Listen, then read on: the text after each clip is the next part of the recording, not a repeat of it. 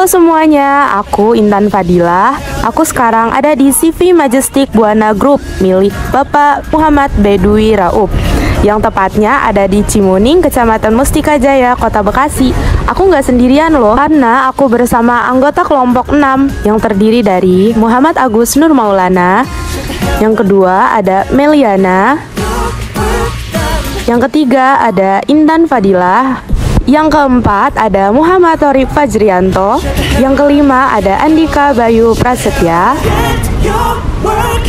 Yang keenam ada Iis Wahyuni. Dan yang terakhir, yang ketujuh ada Eka Triana Putri. Pada hari Sabtu, tepatnya di tanggal 3 Desember 2022, kami kelompok 6 menuju ke CV Majestic Buana Group milik Bapak Muhammad Bedwi Raub. Nah, Bapak Muhammad Bedwi Raub adalah salah satu pengusaha yang bergerak di bidang pengolahan sampah plastik. Bapak Bedwi memutuskan mundur dari pekerjaan di bank guna menekuni bisnis daur ulang plastik. Berada di bawah CV Majestic Buana Group, ia mengumpulkan sampah kemasan tak terpakai seperti bekas air minuman atau botol, oli, lalu mengubahnya menjadi bentuk cacahan dan biji plastik untuk dijual kembali.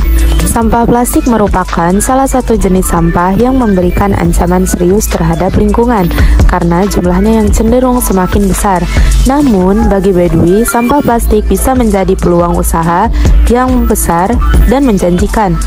Pada umurnya yang ke-27 tahun, pengusaha sukses asal Bekasi ini, sampah bukanlah masalah, tapi tantangan yang perlu dikelola dengan baik. Tak hanya itu, ia mengajak anak muda untuk mampu memprediksi bisnis hingga 20-30 tahun ke depan. Menurut Mr. Bedwi, adanya tantangan maka akan ada peluang. Mr. Bedwi mengadakan social movement, yaitu 1. Edukasi, 2. Ekologi, 3. Ekonomis. Mr. Bedwi menyampaikan agar kita memperhatikan dunia bisnis secara global, jangan hanya tren, tapi baca ke depan tentang apa peluang bisnis yang ada. Melalui CV Majestic Buana Group, Muhammad Bedwi mencoba menahan luapan sampah plastik itu melalui proses daur ulang. Perusahaannya mengoperasikan mesin-mesin yang pencaca limbah plastik, terutama dalam bentuk botol minuman, botol sampo, minyak oli, kemasan obat, dan sejenisnya, yang umumnya dibuat dari bahan dasar polistiren PE atau polistiren PS untuk dicetak menjadi barang baru. Produk andalannya antara lain ialah cangkang sabut, ijuk untuk sapu lantai, juga produk pot untuk tanaman hias. Meskipun bisnis by the way berasal dari sampah yang tidak dipandang berharga oleh orang-orang, namun penghasilan yang dihasilkan sangatlah tidak main-main. Sampah plastik yang ia giling itu bisa mendatangkan omset hingga 150 juta rupiah dalam sebulan. Hal ini dikarenakan sampah plastik yang diolah oleh by the way merupakan bahan baku untuk barang lain seperti benang polister ataupun sapu. CV Majestic Buana Group kini sudah tersebar di lebih dari 350 kota di Indonesia. Fokus utama Majestic Buana Group sendiri adalah menyediakan dan memasang mesin daur ulang, membantu layout pabrik, serta melatih mitra binaan. Majestic Buana Group diketahui telah bekerja sama dengan mitra binaan yang ada di seluruh Indonesia, baik dengan mitra dari pemerintah pusat seperti Kementerian Kelautan dan Perikanan, Kementerian Pekerjaan Umum dan Perumahan Rakyat, Kementerian Transmigrasi, Kementerian Riset dan Teknologi, Bank Indonesia, dan lainnya, pemerintah provinsi, serta pemerintah kabupaten atau kota. Selain itu, Majestic Buana Group juga bekerja sama dengan perusahaan nasional dan masyarakat dari kota-kota di Indonesia. Target kegiatan Majestic Buana Group sendiri adalah untuk menciptakan pengusahaan yang peduli lingkungan serta menghasilkan nilai ekonomi. Terkait dengan usaha Bapak Muhammad Bedwi Raub, kelompok kami melakukan observasi terkait dampak pandemi atau pasca pandemi manajemen inovasi dari CV Majestic Buana Group. Pada awal tahun 2020, Cina mengalami seleksi alam yang luar biasa.